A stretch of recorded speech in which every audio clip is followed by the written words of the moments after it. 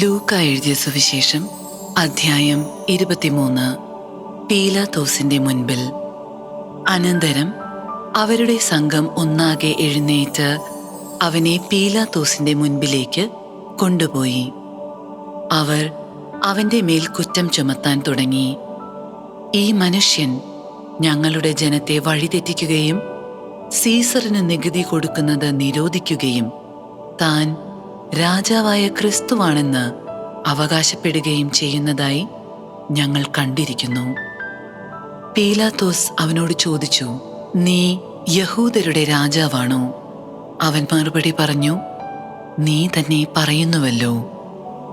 പീലാത്തോസ് പുരോഹിത പ്രമുഖന്മാരോടും ജനക്കൂട്ടത്തോടും പറഞ്ഞു, ഞാൻ ഈ മനുഷ്യനിൽ ഒരു കുറ്റവും കാണുന്നില്ല. അവരാകട്ടെ നിർബന്ധപൂർവം പറഞ്ഞു, ഇവൻ ഗലീലി മുതൽ ഇവിടം വരെയും യൂദയായിലെങ്ങും പഠിപ്പിച്ചുകൊണ്ട് ജനത്തെ ഇളക്കിവിടുന്നു. ഹേറോദേസിന്റെ മുൻപിൽ. ഇതു കേട്ട് പീലാത്തോസ്, ഈ മനുഷ്യൻ ഗലീലിയക്കാരനാണോ എന്ന് ചോദിച്ചു. അവൻ ഹേറോദേസിന്റെ അധികാരത്തിൽ പെട്ടവനാണ് എന്നറിഞ്ഞപ്പോൾ പീലാത്തോസ് അവനെ അവന്റെ അടുത്തേക്ക് അയച്ചു. ആ ദിവസങ്ങളിൽ ഹേറോദേസ് ജെറുസലേമിൽ ഉണ്ടായിരുന്നു. ഹേറോദേസ് യേശുവിനെ കണ്ടപ്പോൾ അത്യധികം സന്തോഷിച്ചു. എന്തെന്നാൽ അവൻ യേശുവിനെ പറ്റി കേട്ടിരുന്നതുകൊണ്ട് അവനെ കാണാൻ ആഗ്രഹിച്ചിരുന്നു. അവൻ ചെയ്യുന്ന ഏതെങ്കിലും ഒരത്ഭുതം കാണാമെന്ന് പ്രതീക്ഷിക്കുകയും ചെയ്തിരുന്നു. അതിനാൽ അവൻ പലതും അവനോട് ചോദിച്ചു. പക്ഷേ അവൻ ഒന്നിനും ഉത്തരം പറഞ്ഞില്ല. പ്രധാന പുരോഹിതന്മാരും നിയമജ്ഞരും അവന്റെ മേൽ ആവേശപൂർവം കുറ്റം ചുമത്തിക്കൊണ്ട് ചുറ്റും നിന്നിരുന്നു. ഹേറോദേസ് പടയാളികളോട് ചേർന്ന് അവനോട് നിന്ദ്യമായി പെരുമാറുകയും അവനെ അധിക്ഷേപിക്കുകയും ചെയ്തു. അവൻ യേശുവിനെ പകിടേറിയ വസ്ത്രം ധരിപ്പിച്ച് പീലാത്തോസിന്റെ അടുത്തേക്ക് തിരിച്ചയച്ചു. അന്നു മുതൽ ഹേറോദേസും പീലാത്തോസും പരസ്പരം സ്നേഹിതന്മാരായി. മുൻപ് അവർ ശത്രുതയിലാണ് കഴിഞ്ഞിരുന്നത്. യേശുവിനെ വിധിക്കുന്നു. പീലാത്തോസ് പുരോഹിത പ്രമുഖന്മാരെയും നേതാക്കന്മാരെയും ജനത്തെയും ഒന്നിച്ചു കൂട്ടി അവരോട് പറഞ്ഞു, ജനത്തെ വഴി പിഴപ്പിക്കുന്നു എന്നു പറഞ്ഞ് നിങ്ങൾ ഇവനെ എൻ്റെ മുൻപിൽ കൊണ്ടുവന്നു. ഇതാ, നിങ്ങളുടെ മുൻപിൽ വെച്ച് തന്നെ ഇവനെ ഞാൻ വിസ്തരിച്ചു. നിങ്ങൾ ആരോപിക്കുന്ന കുറ്റങ്ങളിൽ ഒന്നുപോലും ഇവനിൽ ഞാൻ കണ്ടില്ല. ഹേറോദേസും കണ്ടില്ല. അവൻ ഇവനെ എൻ്റെ അടുത്തേക്ക് തിരിച്ചയച്ചിരിക്കുകയാണല്ലോ. നോക്കൂ, മരണശിക്ഷ അർഹിക്കുന്ന ഒരു കുറ്റവും ഇവൻ ചെയ്തിട്ടില്ല. അതിനാൽ ഞാൻ ഇവനെ ചമ്മട്ടി കൊണ്ട് അടുപ്പിച്ച് വിട്ടയക്കും. അപ്പോൾ അവർ ഏകസ്വരത്തിൽ ആക്രോശിച്ചു, ഇവനെ കൊണ്ടുപോവുക, ബറാബാസിനെ ഞങ്ങൾക്ക് വിട്ടുതരിക. പട്ടണത്തിൽ നടന്ന കലാപത്തിനും കൊലപാതകത്തിനും കാരാഗൃഹത്തിൽ അയക്കപ്പെട്ടവനാണ് ബറാബാസ്. യേശുവിനെ വിട്ടയക്കണം എന്നാഗ്രഹിച്ചുകൊണ്ട് പീലാത്തോസ് ഒരിക്കൽ കൂടി അവരോട് സംസാരിച്ചു. അവരാകട്ടെ, ക്രൂശിക്കുക, അവനെ ക്രൂശിക്കുക എന്ന് വിളിച്ചു പറഞ്ഞുകൊണ്ടിരുന്നു. പീലാത്തോസ് 3-ാം പ്രാവശ്യവും അവരോട് ചോദിച്ചു, അവൻ എന്തു തിന്മ പ്രവർത്തിച്ചു? വധശിക്ഷ അർഹിക്കുന്ന ഒരു കുറ്റവും ഞാൻ അവനിൽ കണ്ടില്ല. അതുകൊണ്ട് ഞാൻ അവനെ ചമ്മട്ടി കൊണ്ട് അടുപ്പിച്ച് വിട്ടയക്കും. അവനെ ക്രൂശിക്കണമെന്ന് അവർ നിർബന്ധപൂർവം ഉച്ചത്തിൽ വിളിച്ചു പറഞ്ഞുകൊണ്ടിരുന്നു. അവസാനം അവരുടെ നിർബന്ധം തന്നെ വിജയിച്ചു. അവർ ആവശ്യപ്പെട്ടത് അനുവദിച്ചു കൊടുക്കുവാൻ പീലാത്തോസ് തീരുമാനിച്ചു.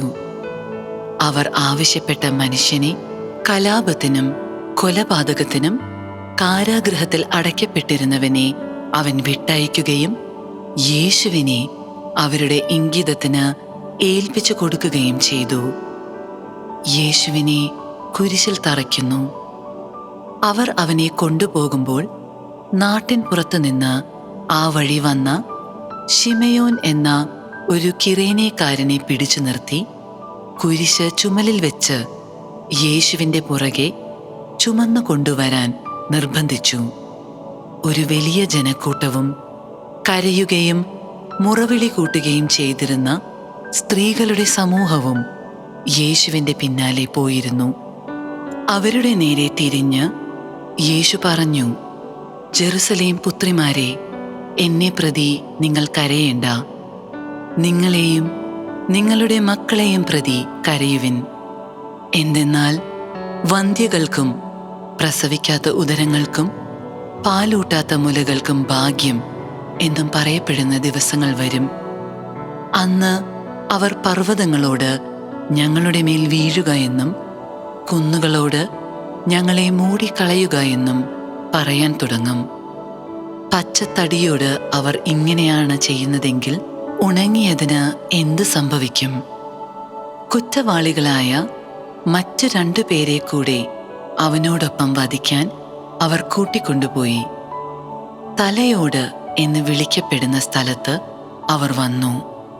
അവിടെ അവർ അവനെ കുരിശിൽ തറച്ചു. ആ കുറ്റവാളികളെയും ഒരുവനെ അവൻ്റെ വലത്തുവശത്തും ഇതരനെ ഇടത്തുവശത്തും ക്രൂശിച്ചു. യേശു പറഞ്ഞു, പിതാവേ, അവരോട് ക്ഷമിക്കണമേ, അവർ ചെയ്യുന്നതെന്തെന്ന് അവർ അറിയുന്നില്ല. അവൻ്റെ വസ്ത്രങ്ങൾ ഭാഗിച്ചെടുക്കാൻ അവർ കുറിയിട്ടു.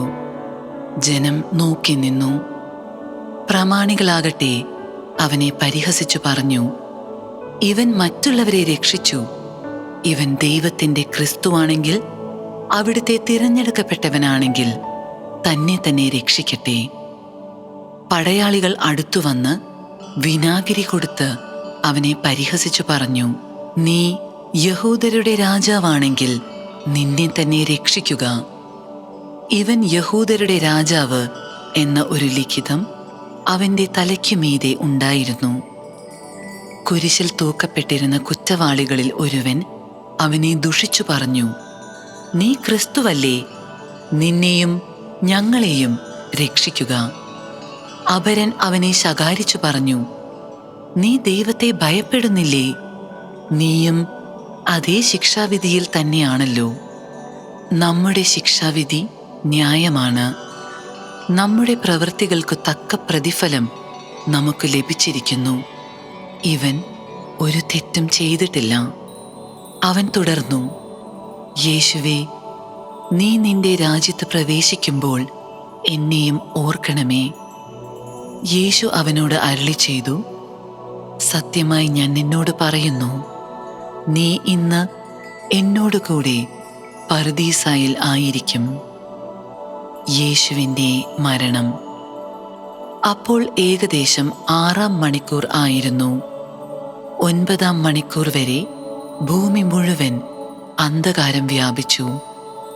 സൂര്യൻ ഇരുണ്ടു. ദേവാലയത്തിലെ തിരശ്ശീല നടുവേ കീറി. യേശു ഉച്ചത്തിൽ നിലവിളിച്ചു പറഞ്ഞു, പിതാവേ, അങ്ങയുടെ കരങ്ങളിൽ എൻ്റെ ആത്മാവിനെ ഞാൻ സമർപ്പിക്കുന്നു. ഇതു പറഞ്ഞ് അവൻ ജീവൻ വെടിഞ്ഞു. ഈ സംഭവമെല്ലാം കണ്ടു നിന്നിരുന്ന ശതാധിപൻ ദൈവത്തെ സ്തുതിച്ചു പറഞ്ഞു, ഈ മനുഷ്യൻ തീർച്ചയായും നീതിമാനായിരുന്നു. കാഴ്ച കാണാൻ കൂടിയിരുന്ന ജനക്കൂട്ടം ഇതെല്ലാം കണ്ട് മാറത്തടിച്ചുകൊണ്ട് തിരിച്ചുപോയി. അവൻ്റെ പരിചയക്കാരും ഗലീലയിൽ നിന്ന് അവനെ അനുഗമിച്ചിരുന്ന സ്ത്രീകളും അകലെ ഇതെല്ലാം കണ്ടുകൊണ്ട് നിന്നിരുന്നു.